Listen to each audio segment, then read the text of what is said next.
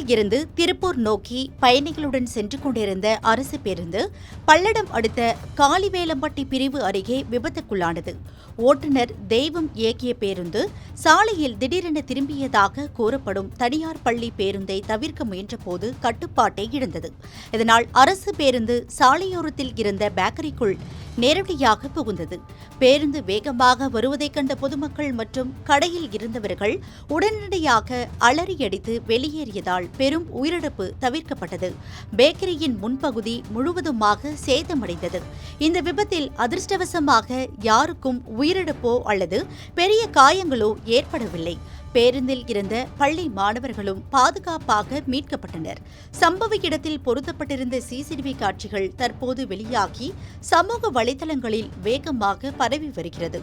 அதில் விபத்து நேரத்தில் பொதுமக்கள் சிதறி ஓடும் பரபரப்பான காட்சிகள் பதிவாகியுள்ளன.